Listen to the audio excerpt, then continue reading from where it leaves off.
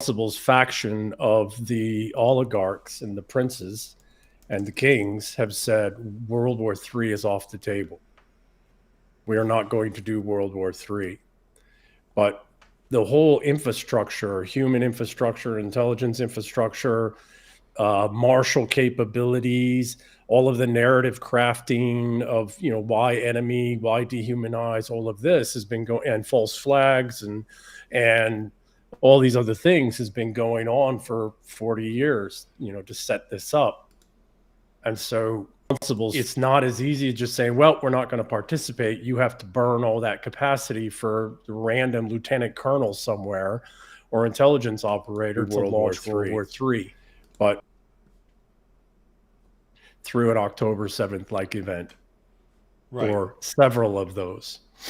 So do you think, I mean, this obviously has to relate to Ukraine and Russia as well, because World War III would require one of the other, I'll call them major powers to participate. So how does this relate to the two? Or if you were getting there, I'm sorry I cut you off. Yeah, no. So the whole intent was to use Ukraine to launch the war against Russia, which would then bring Iran and China and other BRICS powers into the fight. And now we have Eastern, Western Hemisphere fight, because Brazil, who knows how that would have come down, Venezuela, etc. So dragging, the way in which the Russians fought the war is the way the Russians always fight war. They drag it out and they just eradicate you slowly and steadily. Well, what was that also doing? That was disarming NATO. Mm-hmm. And bankrupting NATO and bankrupting European nations. So what was happening? The vector for World War III through the Ukraine was being taken off the table by the Russians' patience and forbearance. Okay, well, where's the next region where you could possibly, in a war with Iran, get Russia involved and get involved in a World War III through a war with Iran? Well, that was the Middle East. And you had to disrupt the rapprochement between the House of Saud and the Iranian regime. So, okay. You also got to highlight, though, if you're going to take that all down, you have to highlight martial incapacities, such as Iran and the Houthis could pretty much strike anywhere they wanted to in Israel, which burst a bubble. The Iranians hadn't brought in Russian air defense, so Iran got humbled a bit in their air defense capabilities. So both sides go, well, maybe we're not actually ready for a physical war. But what also happened with all of the assassinations, both in Lebanon, in the Liban, and in Iran, is that all of the British and American and Israeli intelligence networks were all highlighted. Interesting. To be taken out. But then how does World War III come off the table if everything seems to still be, I mean, there's still this like kind of mad march to war with China. We don't have the capacity to fight. We just don't have it. And we physically don't have the manufacturing capacity alone to fight the war. We don't have the financial capacity. We don't have the social capacities. We are vastly closer to civil wars in our own countries than we are World War III. Now, that wasn't the case a year ago. Really? Or 2 years ago. You see, that's something I'm new to, is that we didn't have the manufacturing capacity. Because we're not even close. Yeah. You don't think we could gear up for it if we needed to? Not even close. Not even close. We don't. Give me 1 second. Sure. On an engineering, so one of the things that we have, and technologically, we're not even close. We're not even there. Our tech is so ludicrous. It's insane. Mm-hmm. It's all fluff. One of the things that we have to realize is that most of our illusion of technical superiority is actually provided to us by Chinese engineers, scientists, and Russian engineers and scientists. In the electrical engineering space, it's Russians. They're the dominant in the world. And in electronic componentry, in base RF sciences, the Chinese dominate. Something like 40% of our engineers and scientists are Chinese alone. And when I'm not even talking about China, American-born Chinese, I'm talking China Chinese. So to think that China and Russia's been ahead in electrical engineering for 60 years, 70 years. So to think that Russia and China don't have equal, if not better, science and technology capabilities in a war is ludicrous. But we don't have. Mm-hmm. But you think that, I mean, I fundamentally would disagree with you on that. Chinese and Russian tech is so far advanced compared to ours, because we've demonstrated our abilities in battle over and over and over again. No, we haven't. Yeah, we have. Smashed. No, we haven't. We smash inferior little forces and then walk away and act like we're superior. We have not. We have not met a peer-to-peer fight since World War II. And the only way we won the World War II fight, got to remember, we had the Sherman tank. That was not technically superior. We just out-manufactured. We won World War II by out-manufacturing, not out-teching. Right. Well, I mean, granted, also the Russian tanks were so inferior. But we were able to provide them with our tech as well, which enabled them to overwhelm the Germans. But manufacturing. I was thinking about what you just said about that, where you said basically that I know that it took a year to spin up our manufacturing in World War II. And that was when we had manufacturing hubs throughout the United States that were fully capable of converting over to wartime production. With the sophistication of the different, weapons that we manufacture now, I would imagine that capability of spinning up quickly again would not be possible. The war would probably not even last a year, even if we did want to do it. We also don't have the engineers. We don't train the engineers. The thing is that woke and die destroyed our ability to rebuild a industrial powerhouse. Now we can rebuild industry if we have 20, 30 years, but we don't have it economically. We probably don't have it with respect to civil unrest becomes hot civil war here. And we sure as hell couldn't compete with Russia or China. China alone could put 1 million drones out a day. Now, they don't have to be the super high-tech ones, but they could put 1 million drones out a day. And everybody's talking nonsense about their Navy. China didn't build a blue water, deep sea Navy. They built a Navy for defense inside the first island ring.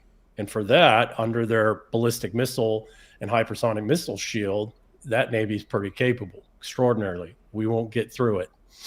So I just want to make sure we're talking about the same thing. What you're saying is that, in a sense, China and Russia have geared themselves up to fight a war that we have not geared ourselves up for.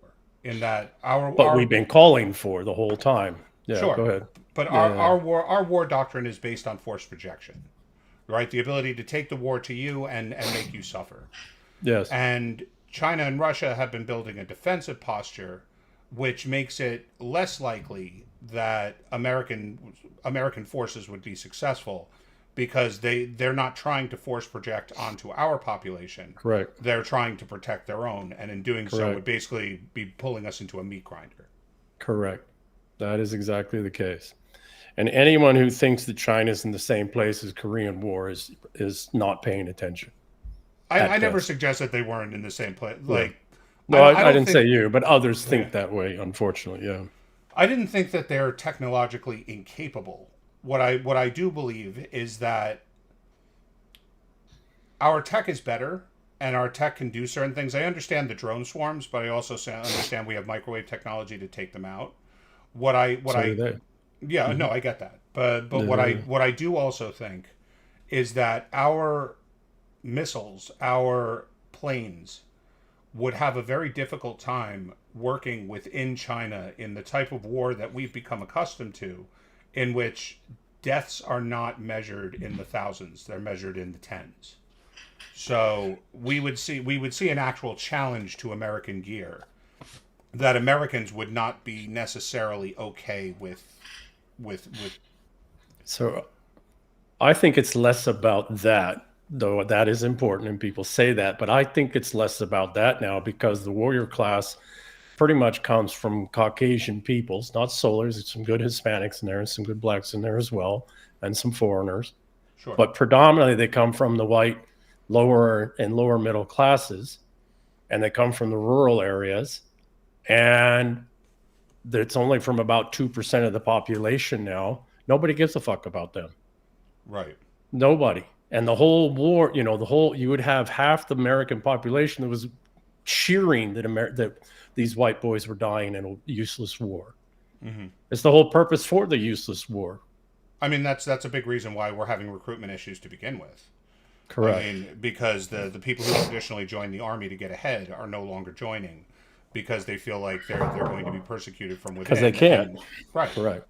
You can't get ahead if you get dishonorably discharged, even if you learn a lot in your service. So if that's kind of your fear, that you're going to be put into the army and then be persecuted over race or political views, then what are you going to do? So wrapping it more up, importantly, take a step back. More importantly, why would I fight, kill, and die for people who hate me in my own country? Why would I do that? Why would I also remove what little martial capacity we have left to protect ourselves at home should this go to hot civil war? Why would I do that? And this is the thing that people don't understand, right? Because again, we're down to less than 2%. When I was a kid, when we were kids, it was about 20% of the families had sent kids to Vietnam, if I remember the numbers correctly. It's somewhere around that. Right. And for World War II, it was huge numbers, 70, 80% of the families. World War I, it was roughly the same. We're down to it was 4% 20 years ago. It's down below 2% of the populace is the ones who send their people, those in positions of power and authority who are trying to do this war. I personally suspect that the responsibles realized they didn't have the men, the martial men, willing to fight and die in a massive war. I can believe they that. They burned that up in the global war on terror that turned out to be total and absolute bullshit. And so I suspect, and more importantly, what they realized irrefutably in the war in Ukraine is that you still need vast numbers of men, and that technology is not actually going to be able to replace humans anytime soon on the battlefield. Right. It'll augment. Right. I think that's a given at this point. Yeah. So, I do fundamentally believe that World War III is pretty much off the table.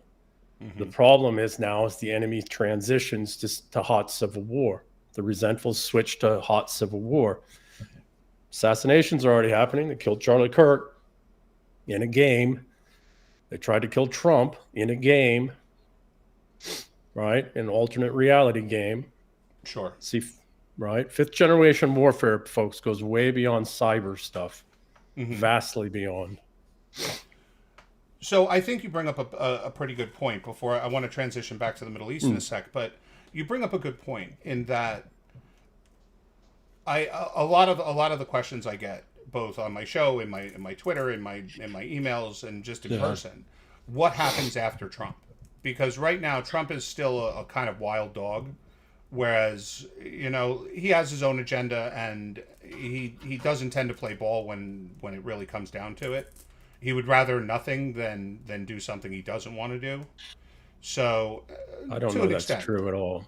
To an extent. He's operating in an environment where he's got threats inside and threats outside, and he doesn't have absolute power to do what he wants or what's the right thing. And he's got to constantly, it's not like they didn't try to assassinate him twice already that we know of. We also know there was 4 other attempts when he first ran for office back in 2016. Yep.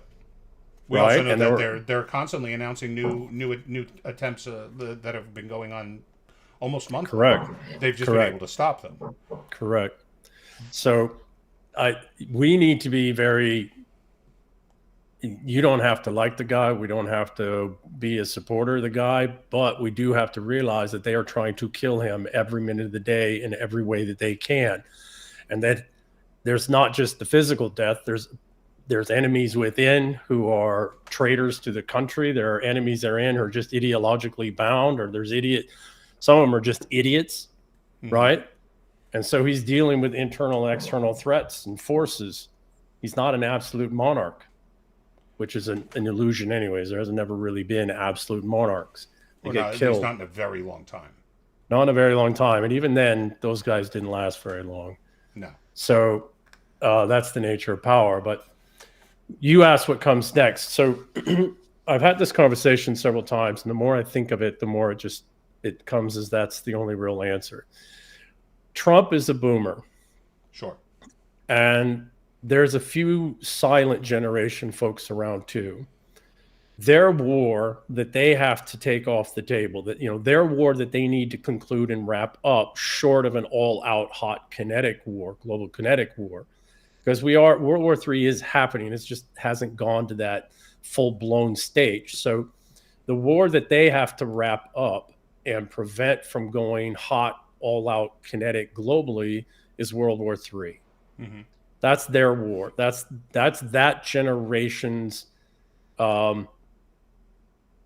legacy that they have to meet and pass down. The war that's ahead of us, that you asked, what comes after Trump, is the war of our generation, Gen X, and the older millennials. And that war is hot civil wars at home. Now, can we keep it from going hot and fight it in this low, quasi low intensity, all out but low intensity, non-hot civil wars? Maybe that would be cool if we could do that. Not very likely. So what comes after, World War III is off the table is the bankrupt system, the bankrupt financial system, the system that committed to fully destroying the West and the English-speaking peoples as well. They're all in. They have to be, or they lose everything finally after centuries. And so they have to go all in. I think there's some validity to this, and I think also when you look at the things that have been happening lately, right? You look at Charlie Kirk, you look at I forgot, I'm never going to pronounce her name right anyway, but the Ukrainian woman who was killed on the train. Yeah. When you look at the kind of the protests and the riots and the discrimination that goes on between whites and others, I think that you're entering a point of unrest where a good portion of people feel that there's no leadership at all, let alone leadership they agree with. Yes. Now, even when I was younger, that was always a feeling that whoever you vote for, they're basically the same, right? Like you're going to get pretty much the same from both, maybe with like a little tweaks here and there. But nowadays, like I feel like it's even worse because there's no redress for any of the issues that the younger generations are facing. And there's always, especially with my generation, we always felt like you could get a fair shake as long as you pushed hard enough. But now there's no fair shake left. Like, I hear people say all the time, when I was your age, I could buy a house at 26 by being a waiter. And that was fine because people were okay being in debt with a tangible asset. But they figured out a way to put the next generation in debt with no tangible asset and no value, which is a college degree, right? So you have these younger generations that are starting out with the same debt we did, but there's no tangible, appreciable asset attached to it. So how do you get redress for something like that? Yeah, so I was thinking about this morning, Halsey, before the talk, right? Mm-hmm. And I've thought about this before, but we've been at war against, the enemies have been at war against us since 2000. About that, yeah. The dot-com era robbed Gen X and some of the older millennials of their wealth and their prime initial asset building years were wiped out with the dot-com. That was followed up with the housing crisis of 2008, 2006, 2008, and then with the whole crypto NFT thing, which robbed millennials and older Gen Zs of their prime asset wealth building years. Mm-hmm. That was all done intentionally because they had always intended to take us all to World War II or World War III and kill us all off anyways. So we've been at this economic financial war, this commitment to step 7 of the financialist kill chain. They've been actively engaged in it since the mid 90s. With the Banking Deregulation Act, 1994 is where it all really formally kicked off. We as a people didn't really become aware of this until COVID, and really not COVID, but a couple years after COVID. And now we're all, because that was the last final massive wealth transfer. And so now they've got one pool of wealth left to steal, and that's the boomers' retirement. Yep. This vast pool of boomers' wealth and assets, and they're doing everything in their power to try and steal that so that Xers, millennials, et cetera, don't get it. Straight up. And so when you talk about the 2000 playbook, it's amazed. I've seen a lot of economists write about it. I've had long discussions about it, how it's the same playbook over and over and over again. And it's one that people tend to fall for. It's first it was the .com boost. You can get rich by investing in these .coms. Yep. Then a whole generation lost all their money. Then it was you can own as many houses as you want and never have to pay for them. Then it was the housing crash. The millennials, Right. And then before COVID, it was kind of the crypto bubble, but the crypto bubble really exploded during COVID because of all the government handouts. And again, it took all of the wealth that anybody had accumulated, or even any savings that anyone had accumulated. A very few got rich because they got out at the right time. The majority of people got destroyed. Yes. And they keep doing it over and over. I don't know what the next one is right now. I'm thinking it's AI. But yes, that's the next one to pop, right? So I had this thought as well earlier. Again, just a line of thought that's just more and more, right? I'm an electrical engineer, computational engineer. That's my background. That's actually my background. Telecommunications, data centers actually is what I built. That was my first company. I did that in fintech, right? So, give me one second. If your economy was propped up by the stock market and not by base underlying economic productivity and development, and you had been able to create a narrative, complex, sophisticated narrative that gave you, let's just say, $10 trillion worth of valuation on the stock market for AI, you'd put $1 trillion into a year into faking it. You might put $2 trillion. You might put $5 trillion a year into faking it. But at some point, the laws of thermodynamics, which do apply in capital systems, they do catch up with you, and you can't sustain the illusion or the lie anymore. And we're there. Well, again, it's the same playbook over and over again. The original .coms were going to create technology that was going to change the world. It just turns out most of it was bullshit.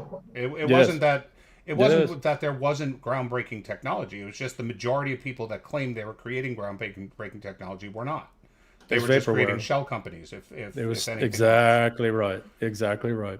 So with the housing bubble, it was the same. You can own multiple homes, no problem. You don't even need a job. You don't need any wealth. People owned 6, 7, 8 houses that were constantly appreciating. They were able to refinance, and then it was all taken away. Left with thermodynamics kicks in. Crypto was the same thing. It was that you can just invest in any of these projects, whether they had value or not, and then all the money just disappeared. And now the AI bubble is no different, because no one can tell you how AI is going to benefit society until you figure out what comes after it. Because you hear people say, well, it's going to automate plenty of jobs. It's going to make things easier and cheaper. But then what winds up happening is, okay, well, then what happens to all the people that need to work? Where does this money come from that supports an economy? Yeah, Halsey, this has actually been the last 25 years of my life, almost 26 years now, is this very statement you just made.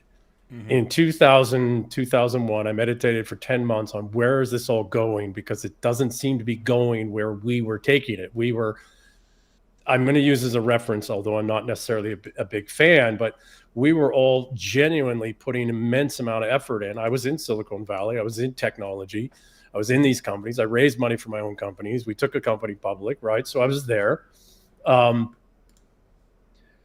Most of us were genuinely trying to get to the Star Trek future.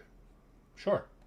Right? We were trying to get to the place where productivity, the returns on productivity were so great and the cost of energy was so low, right? And transactions were so seamless and frictional transactional costs were removed so much that we could get to this astounding future.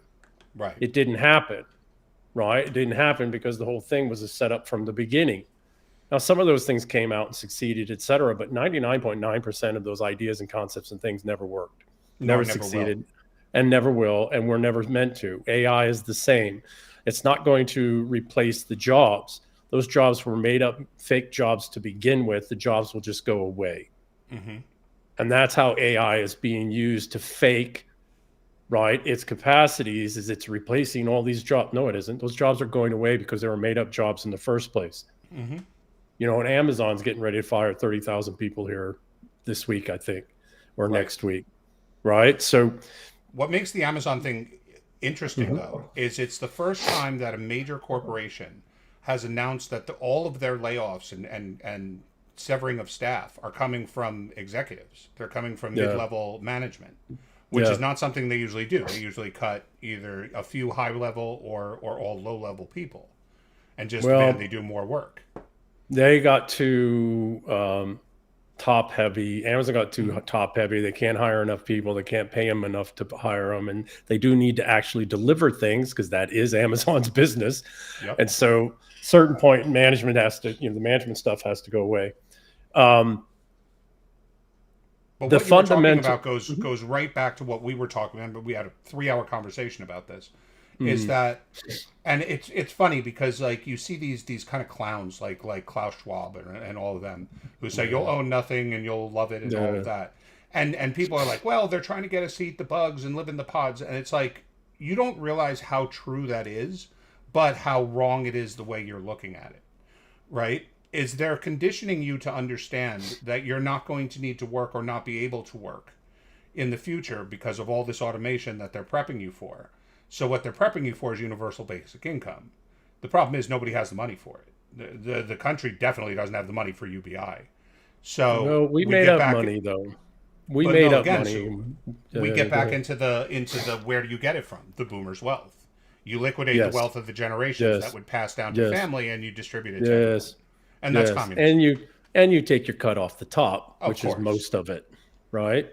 And you make that's communism too. Yeah. So here's the thing. Okay, so this is something, Halsey, you and I haven't discussed, and it's something that's just been niggling at my mind. Okay. I suspect that we are at the place that the Soviets were in 1990-91, right before or that's 89, right after the wall came. Yeah. So I suspect that communism has been vastly more prevalent here and really has been the dominant form of power and governance for over 40 years. And maybe even longer, maybe going all the way back to Wilson, increasingly, and very much to FDR. And that we may actually be in the West, not just getting into the communist era, right? 1917, 1919 kind of 1920 kind of thing, but we may actually be closer to 1989 to 1991 in the cycle, in that it's all collapsing, and it's collapsing all around us. And now we're going to fight out, right? Got to remember, there were artillery shells hitting the Duma in Russia when the Duma was in session. We watched it all on TV when we were kids. Well, not kids. I was a teenager at the time, right? So my early 20s. So I wonder more and more as I look, I suspect that this hidden communist government that's really been in control is actually in its collapse, and we're getting ready to go through a paroxysm where they are going to try and retake control through violence. They were going to try and kill us off in vast numbers, Ukrainian-like numbers in a world war, but that's being taken off the table, by the people who are actually trying to protect the boomers' wealth. Mm-hmm. Right? So you're definitely not wrong. I've been saying this for many, many years now. Right? The genius of Reagan, and the man was a genius. I don't care what anyone says. He there were plenty of policies he did that I didn't like, but at the very least he was a political genius. But what he realized was that after Chernobyl and the years of rot, it didn't take a genius to realize that the Soviet Union was close to broke. Right? So all they needed to do was start another arms race that didn't even have to be real. They just had to announce that we were starting. Star Wars. That was Star Wars. And we forced them to spend themselves into oblivion because they didn't have the money to compete with us at that point.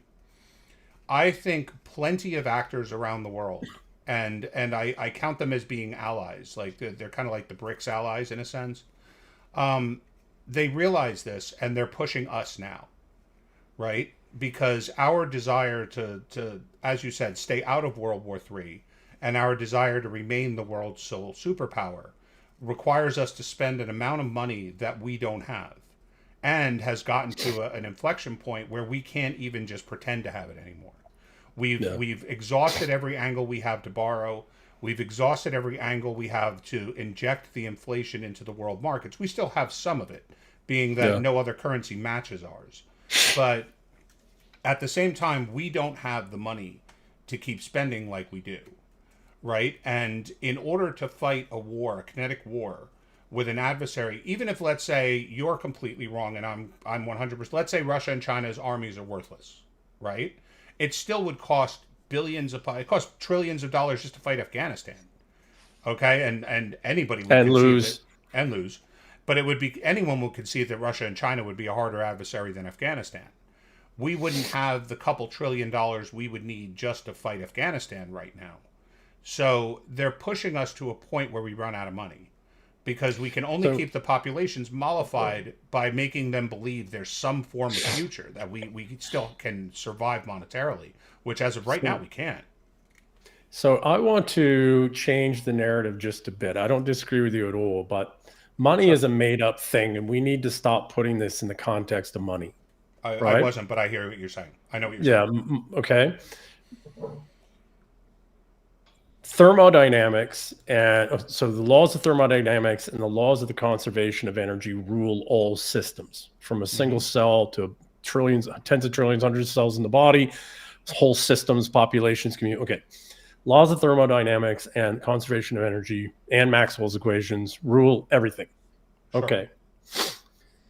We don't have the internal dynamism anymore to force project at all. Okay. The only way in which money, this made up thing, had any value was based off of our ability to force project. So it's not a matter of we don't have the money. We could make up financial systems, and we've been doing that from the beginning of time. The problem is that we don't, and we need to get this through our head that it's not about the money. We don't have the ability to force project outside the Western Hemisphere anymore. And we're still figuring out if we even have the ability to force project in the Western Hemisphere. So I want to make sure I word this right, because I'm not arguing with you. I'm probably saying pretty much the same thing. We have the ability to force project. The problem is that it's an equation that cancels itself out. Okay? In that our nuclear missiles are very, very good.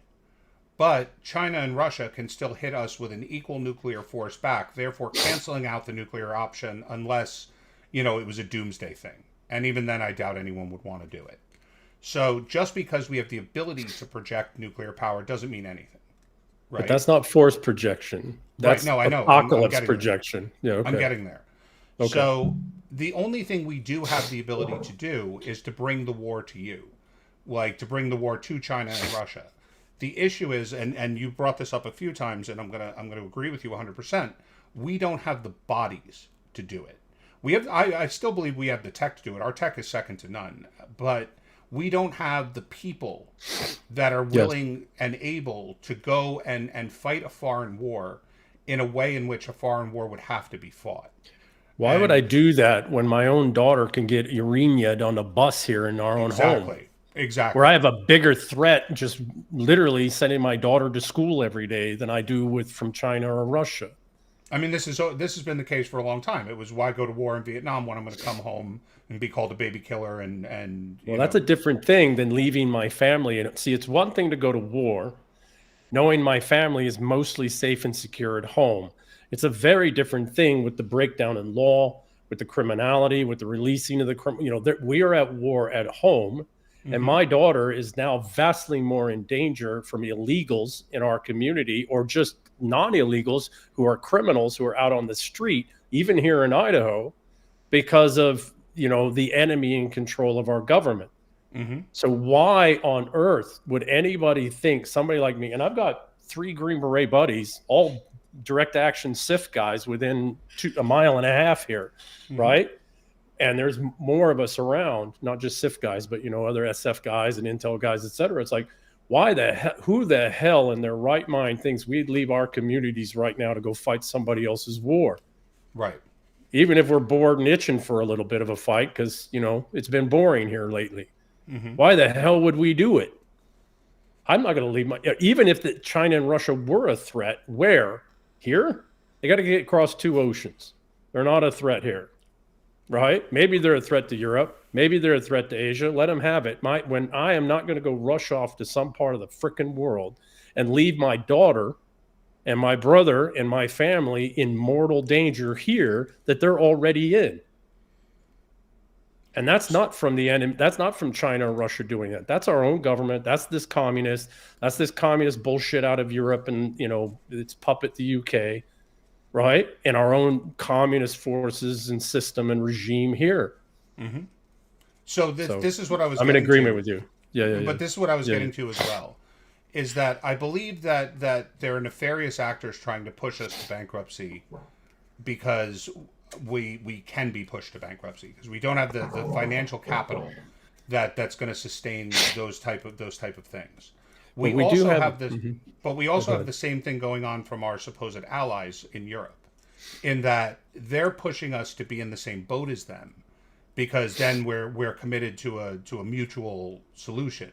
Whereas mutual self-destruction. Of course, because our debt is unsustainable, but the one thing, and this was actually quite a genius of the founders, our system is based on a set of laws that make our socialism something we have to hide. It's not something we could just overtly do. There's too many constitutional questions that stop it, right? But at the same time, in Europe, that's obviously not the case. So their collapse is financial, and it can't be stopped because, again, if you take socialism away, people riot.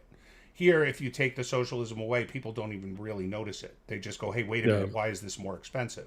Well, the ones who are getting violent now, the ones who killed Charlie Kirk, the ones that are doing the stuff in Portland, they notice it because they're on the dole. They're on the socialist dole, right? That's like the 42 million people going to get cut off of SNAP benefits here. 42 million. They didn't put themselves there on purpose, right? Now, some did, but most of them took it because it's available. And they were directed to it, and somebody told them, and somebody brought them into the country and then gave them SNAP benefits, right? Now that's 42 million people. Are we going to have to fight all of them? No, but maybe 1%, maybe 10%, right? So somewhere between 420,000 and 4.2 million, right? So the problem that we have is that we can't even force project in our own country right now. Not because we're not strong and capable, but because the enemy owns our courts, and the enemy not all of them, but virtually many of them. They own the district attorneys. They own the mayor's office. They own, right? The enemy owns most of the infrastructure of our country. And so we can't even legitimately force project without going hot in our own country.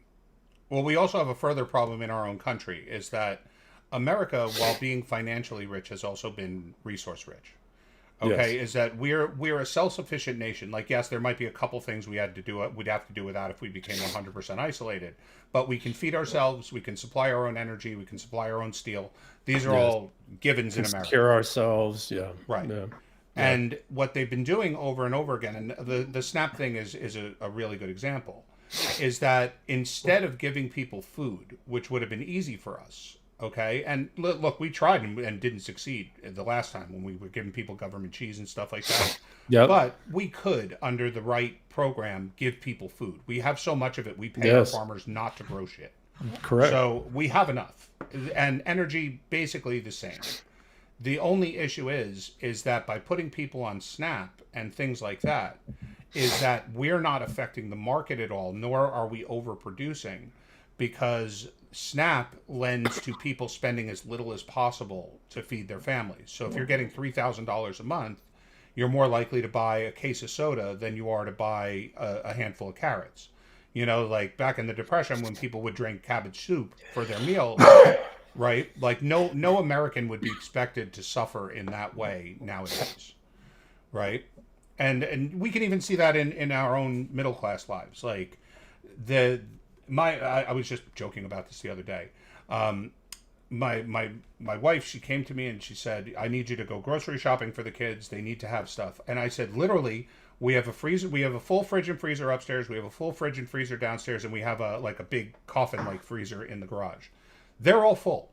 Like the freezers are so full I can barely close them, and the refrigerators are mostly full. So I said, what could she possibly need for the kids, right? So I look at the list, and it's all shit that like she doesn't need. It's just she's like, well, I want to be able to give the kids this for dinner, and it's like, how about you use some of the food we have in the house to give them dinner, as opposed to just saying they want this, right? And I just, in the end, I just refused to do it. But you know, like that's how Americans have become in general. Is they believe that it's about what we want as opposed to what we need. So I think when the SNAP benefits get cut off, I think what you're going to find is the people that would suffer the most from the SNAP being cut off are going to be taken care of by their respective states. You already see Youngkin moving to fund it statewide. New York will probably do the same. LA will probably do the same because they don't want riots, obviously. You know, but well, you're going to bankrupt the states that way, which is part of the part of the issue. Is what we're doing to Europe is what we have to do to our states here to draw out and eradicate this socialist. And everybody's looking at Marxist. Yes, it's Marxist in some places, but most of it's actually national socialist. You know, those other guys in Germany, not the folks in Russia, right? That's a smokescreen. And in some places, it's the Marxist, but most of them, it's not. You have to bankrupt those states. You have to draw out and demonstrate how ineffectual they are. You have to, you know, unfortunately, the way in which social systems work is there are, you know, playing the sport of kings, which is above the great game, is sometimes you have to stress the system so that the rot shows itself for what it really is. 100%. And then you can get the people behind you to do the less than lethal responses necessary to remove these people, right? And what do you really have to do is you have to bankrupt their Tammany Hall-like, you know, power structures, the unions and other things. And I hate to say that with the unions, but it's the case, right? Somewhat. Also, all public sector ones for sure. All the public sector ones, which, by the way, was illegal until FDR. Yep. Right? There's reasons for that. But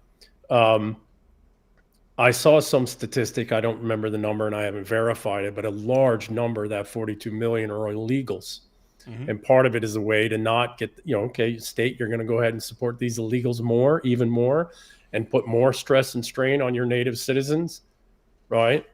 So my suspicion with the SNAP stuff is to, okay, states, you want to be a sanctuary state, you want to be a sanctuary city, no more federal funds, right? No more of us, the American people, subsidizing your tyranny, subsidizing your enslavement of peoples, your plantation, which is really how we need to look at it, right? It's a voting plantation, misery plantation. So I suspect a lot of it is going to, you know, we're trying, you know, there are a lot of efforts being tried to keep things from going hot. And down underneath that desire to not go hot is an actual recognition that the population bomb book was a lie.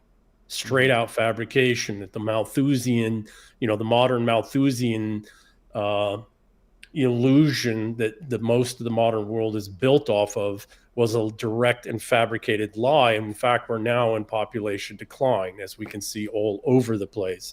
And so there is a reticence by the responsible princes and oligarchs to burn that population even faster. Mm-hmm. Right? And go a step further. It's also, like I said, in America we have to hide our socialism, right? So how does a state like California or a state or a city like New York City, how do they hide their socialism in a way that is not only saving face for them, but generates the money they need for the socialism that they have? They get resources directed to them that they shouldn't be in command of, right? Like New York City gets its water from New York State, but because of the voting power of New York City, New York State doesn't get a say in it. Well, that's Correct. Then you hear same like with California. Exactly. Same in California, yeah. But then you get these socialist mayors and things that are running that say we're going to boost taxes on the rich, we're going to give you more childcare and healthcare and all this other shit. And then what happens is they count on the hand-me-downs from the federal government that are going to subsidize the people that they blackmail into giving them the money. Pistachio farmers wouldn't be farming pistachios in California if they had to pay for the water that was being redirected that's causing a drought in every state around California.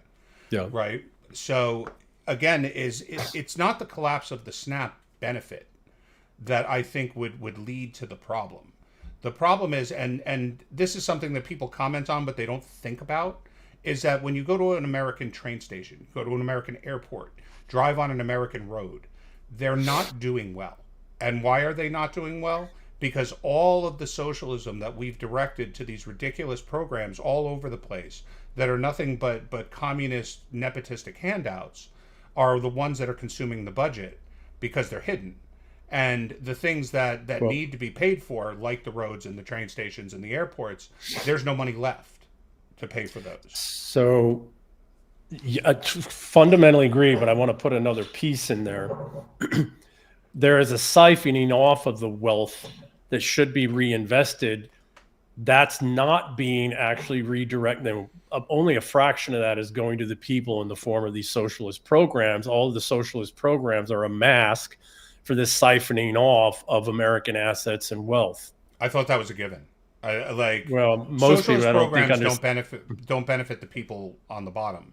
They benefit the administrators that the middle layer, but it isn't just the administrators of the programs. It's all the banks and the financialist systems, and the financialist institutions are then coming in and buying up the bonds on the revenue generating assets. They're buying up physical assets.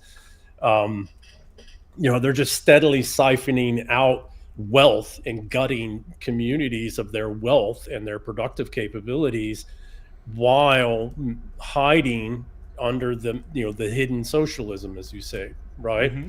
So even the socialism itself is a mask for a much deeper thing that's going on that's way bigger and way more destructive, where basically we don't own much of anything anymore. No, we're already pretty much at you own nothing and be happy. Well, you'll own nothing and you'll be unhappy. Mm-hmm. Yeah. I mean, there's still a level of ownership that exists in the country that can't be denied, but it's... Is it? They can come and take it for taxes, and what are they doing? They're secretly jacking up your property values so that they can raise taxes on you. So that's where my question mark comes in, is that I don't believe the people hate each other enough to go hot war yet. I believe that we could separate much easier than we could go hot war. Right? Because if California announced they were seceding tomorrow, there wouldn't be that much of a movement within the country to keep it. Okay? People are definitely not going to go fight to keep California in the Union. But at the same... I don't think that's the case, but go ahead. Yeah, go ahead. We could just disagree on that. Yeah. But the real thing is how long are people going to put up with the financial chicanery that robs them of their possessions through no fault of their own? It's even something like the 2008 housing crash, right? Most people could sit back and say, well, you were pretty stupid if you thought you could own 5 houses on adjustable rate mortgages with no job and no income, and that eventually the chickens wouldn't come home to roost. But when people are just living in a house they've paid off or are paying off, and are doing well in life to at least be solid middle class, and then all of a sudden BlackRock comes up and buys half your neighborhood and jacks the property taxes and housing values up, now who do you hold responsible? That's the question. Because as much as we hate to say this, that's the government's job, is to stop them from doing that, and they're not. They're participating. Well, they're participating because they get big payrolls and salaries and promotions. So I'm going to say a thing that people don't like, but the only thing historically has ended this is hereditary princes and kings with their own martial capabilities and their own armies, and they can come in and they can crush the government. Now, I'm not calling for that, but historically, if you listen to Michael Hudson, take away some of his solutions because they are Marxist, but he's self-avowed, and that's okay, right? I respect him, but his recognition of history. Now, that doesn't mean that you need a hereditary kingly family, no, but you certainly need an executive with Article 2 powers unencumbered so that they can act because under the U.S. Constitution, the president has king-like powers. To an extent. Within the confines of the Constitution. So does the English monarchy, right? English monarchy has never been an absolute monarchy. And our system comes directly from that. Point being is that it is never government is never going to solve government's problem. No. Oligarchs are never going to solve government problem because they benefit from the monopolies of government. So you have to have something like a hereditary family, hereditary system that's the superstructure, that's the sport of kings players, who's the check and balance on the government. Otherwise, the people have no champion. The people have no chance. I mean, it was always assumed through our system, which has eroded over time to next to nothing. It was always assumed through our system that the people retained that power, in that we maintained the right of militia, but it hasn't turned out that way. And it never was that way, because you need to have commanders and leaders, and the people did not put the work in. The people didn't. Now the people fought, but the people didn't bring about the revolution. That was oligarchs. That was princely people. Some of them were even barons, right? So, and half of them lost everything, and something like a quarter of them lost their lives. Well, we say it's when Sam Adams, during the Boston Tea Party, the Continental Congress condemned it. George Washington said it was an unnecessary provocation. Correct. So they weren't these radical revolutionaries that everyone makes them out to be. In fact, they were forced into a war that most of them didn't want. And who they forced into war by? The City of London, who was in control of the English side, the English court, the English courts, the royal court, the crown, and the courts, the crown courts and the colonial courts. And so they were forced to it. You're absolutely right. They tried for 20, 30 years to get redress through the courts legally, right? In every way possible. It was the last thing they wanted. And even after the win, they offered Washington the kingship, the crown, and he turned it down. So, we love, I love the people. I love the capacities, the immense, amazing capacities of the people, but it is never the people that fix these problems. No. They don't understand the problem. It's too complex. It's too, and there's this whole different kind of power. So the question becomes one of, do we have these prince-like figures today? Well, I think Trump's one of them. I think there's a couple others, but the problem is that who are they for Gen X and millennial generation? Because we're the ones that have to fight this fight. Right. I mean, Trump, I think even like you said, even if they could be educated to the point where they understand the problem, they're incapable of coming up with a solution. Yes. Because they're, again, and that's always been the kind of benefit of the corporation, is that there's no one to ultimately hold responsible. That's exactly the point. Same with the banks, same with the financialists. Yeah. So, very much to what you say, it is not that the people are dumb, right? It's that the people live in a very different power space. right? There's tiering the power, and I'll use the military term, right? So there's the tactical level on the ground, and there's the operational level, planning and logistics and all of that. And then there's the strategic level, which is, setting the strategy, overlooking everything, figuring out counter move on these higher levels. Well, that's how all systems are, again, back to the laws of thermodynamics and conservation of energy, Maxwell's equations, right? So while the people are absolutely essential, and while the people are actually, brilliant collectively, now in crowds they go retarded, but so do the top level people. They're right. There's nothing dumber than well-educated people in a group, right? The dumbest shit passes around amongst them. But point being is that the illusion that the people are the power has been intentionally sold to the English-speaking people for almost 400 years, specifically so that we won't identify our local leaders, our local elites, and partner and bind our loyalties to them. Mm-hmm. That way, the system, the regime, the unaccounted system, the corporations, et cetera, can do whatever it wants. Because the one who can do the higher level strategic thinking, the higher level strategic relationships is even more important. And the people are completely separated by this operational managerial level. Right. And therefore the people can't affect any change. And the elites at the top, anytime they try to do any change, the managerial class turns the people against them. Mm-hmm.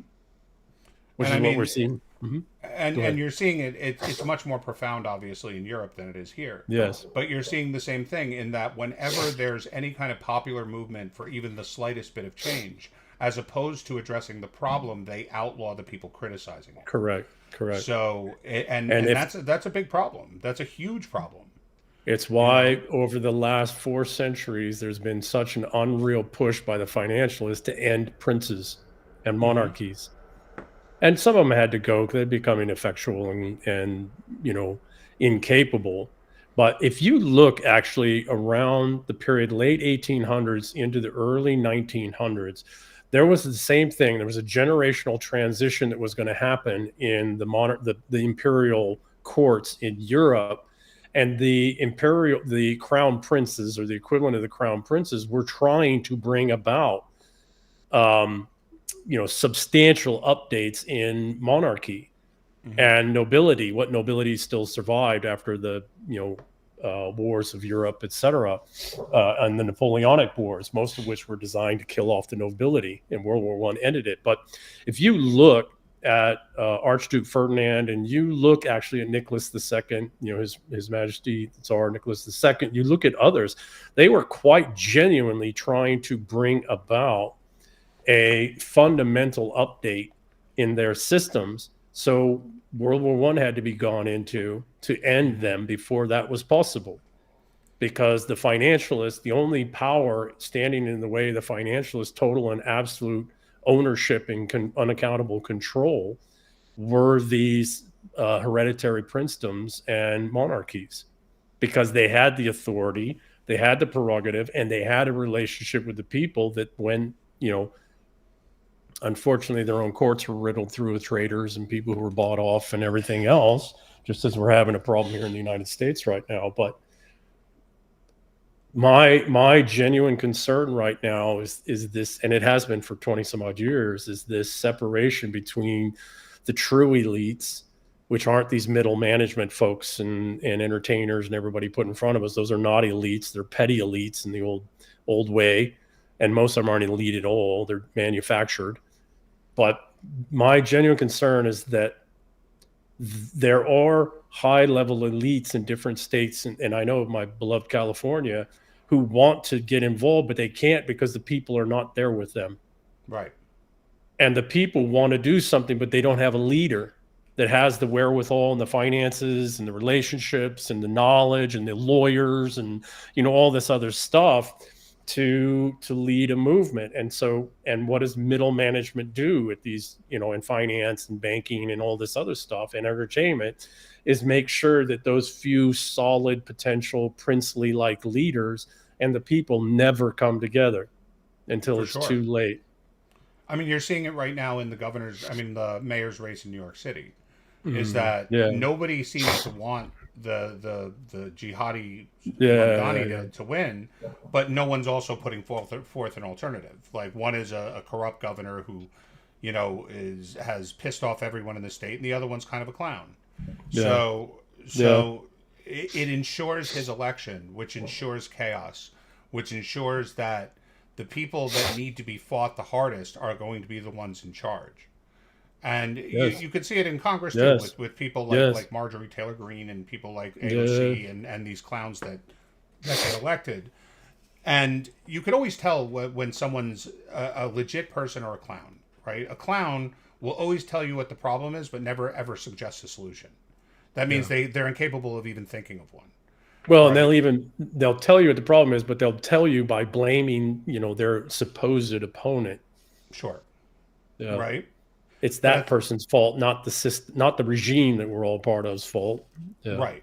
I mean, unfortunately, this has been a big negative of Trump, is that everybody who supports Trump sees in him things that aren't there and have since the beginning. Like I'll give examples. Like the alt-right / white nationalist group always assumed he was a white nationalist kind of Nazi, but he just couldn't say it.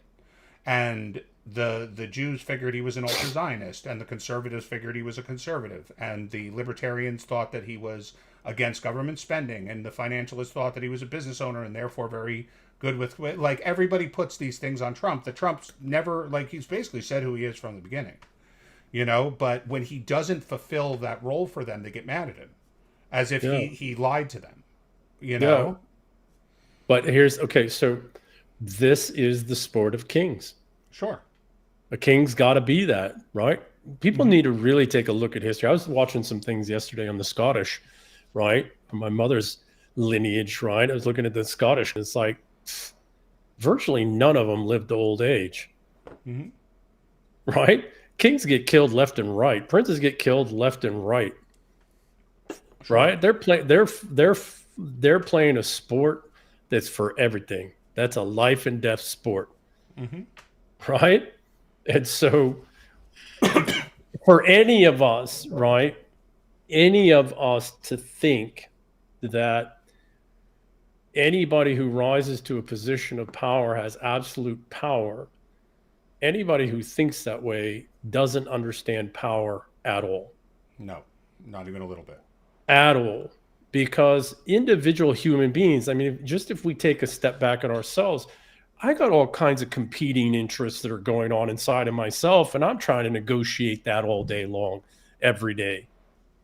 Right? And I got to tell a narrative to the different parts of my appetites, desires, wants, and ambitions, etc. I got to tell them, a narrative that at least comes to some kind of a balance and workable, functional whole on a daily basis. And I got to deal with that all day. You think a leader in a position of power over 340, probably over 400 million with all the illegal now people embedded in a world of 8.5 billion people isn't dealing with all the same kind of internal stuff in himself as a person, but then also, in the broader world? It's ludicrous.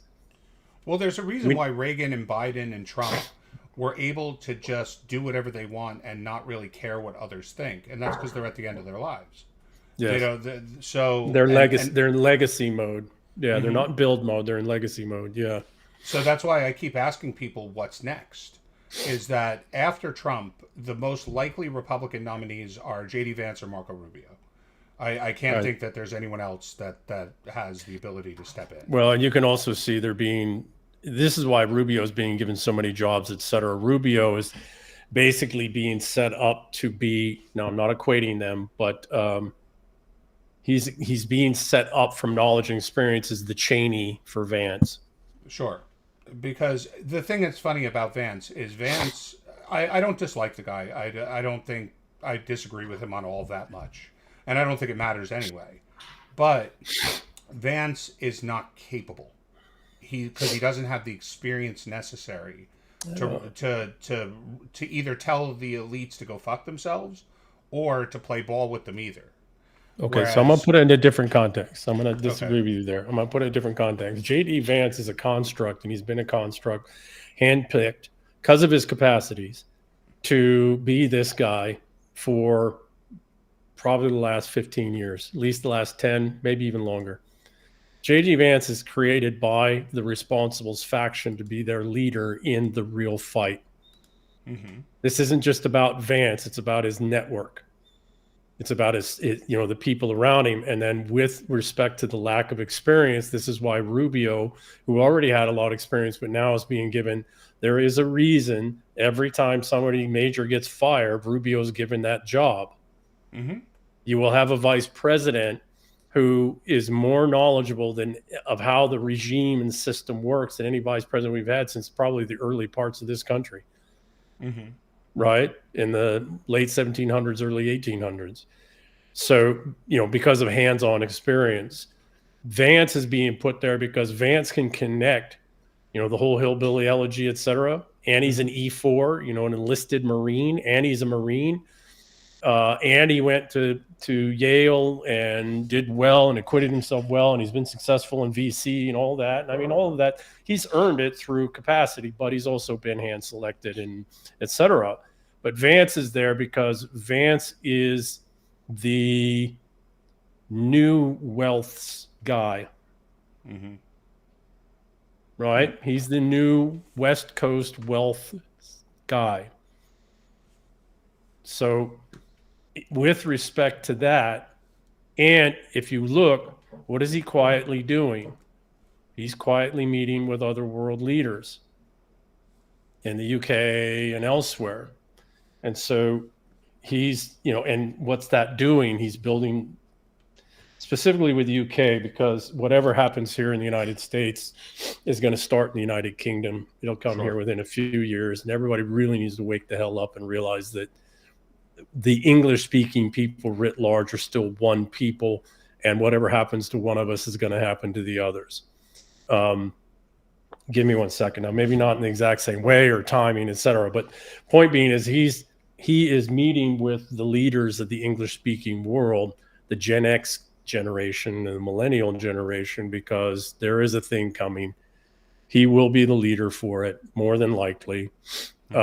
The experienced guy will be Rubio. Rubio's also being humbled a little bit to understand that there's vastly more complexity going on, and that you are a managerial class guy. You're not a kingly class guy.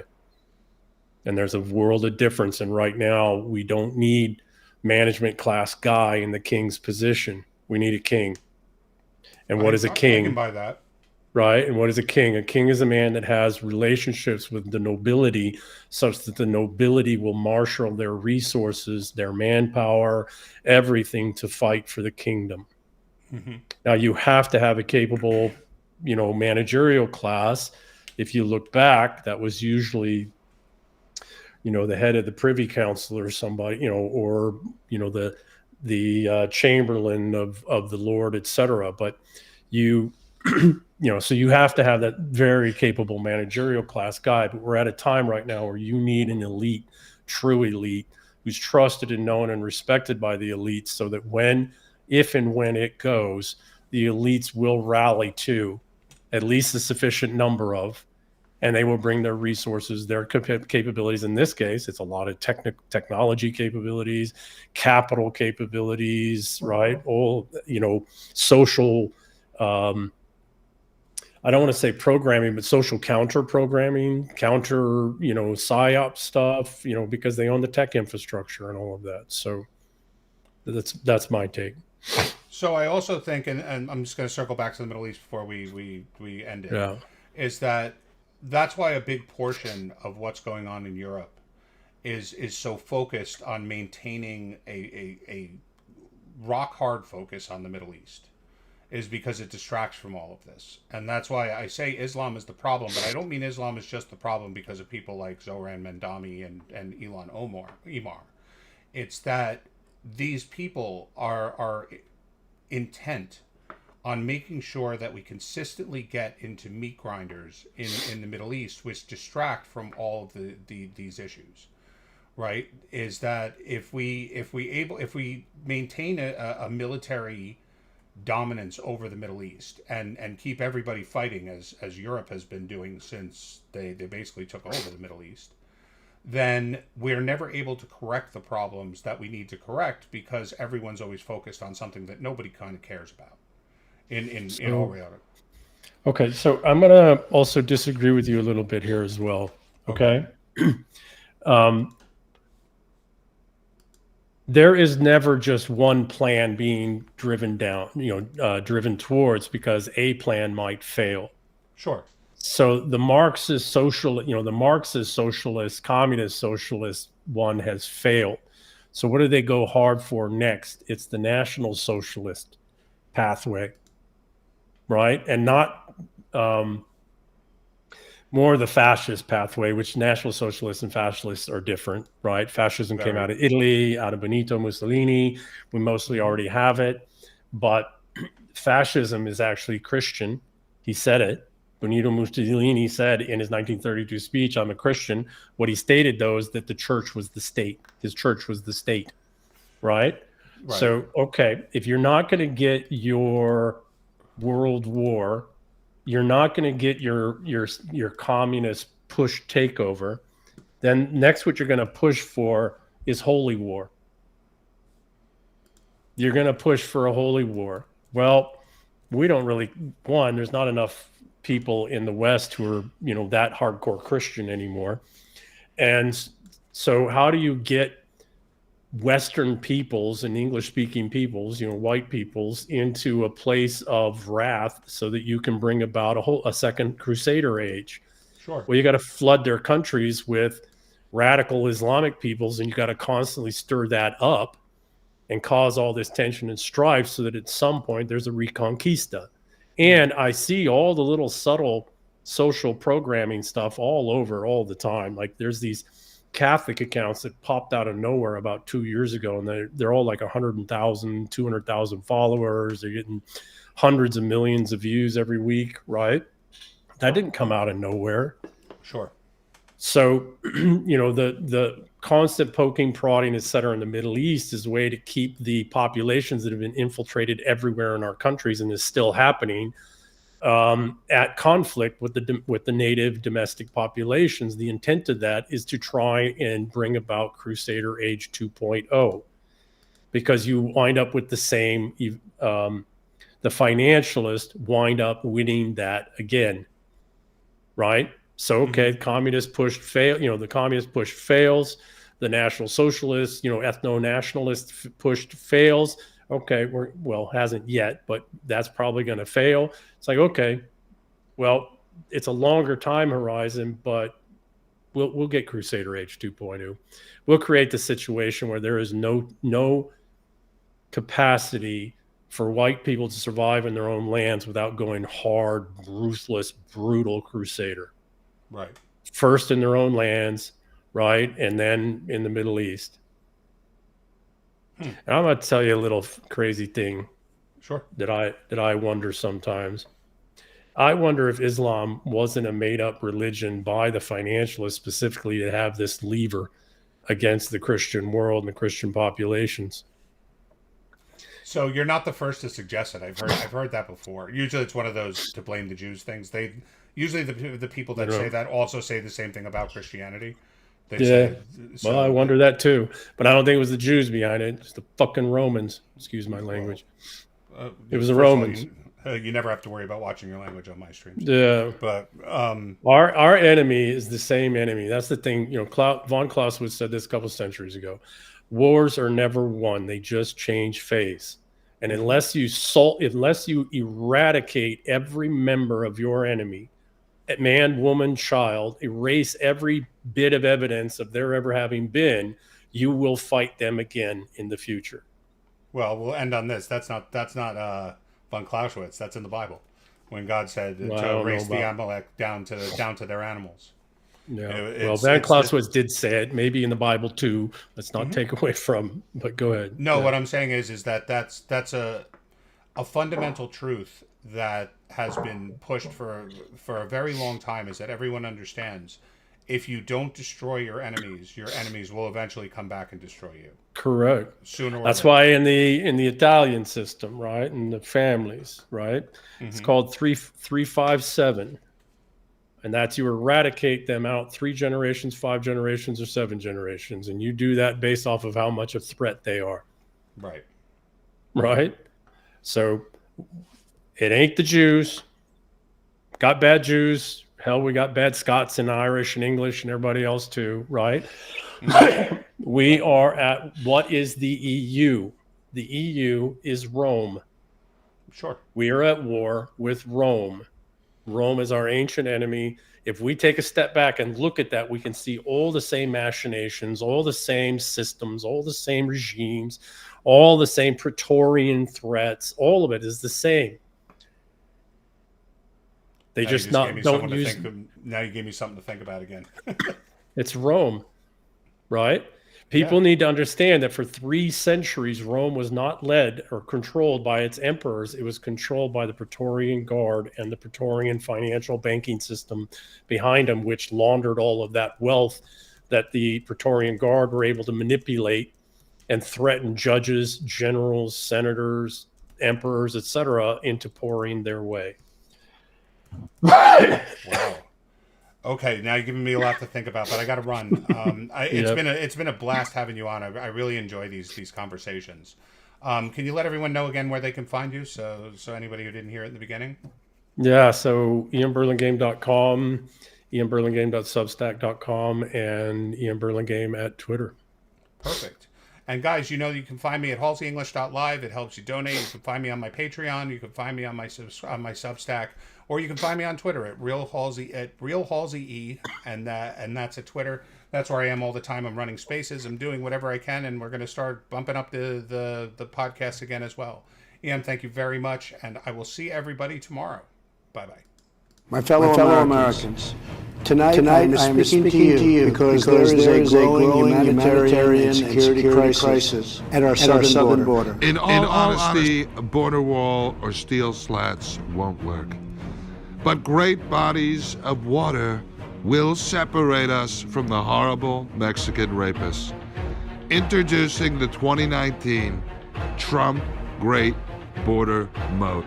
Stocked with the most aggressive penis fish, incredible man-eating alligators, and unbelievable genetically modified moose-cocked rape dolphins, as well as flying, migrant-eating sharkfish. So incredible. I swore to protect our country, and that is what I will always do. So help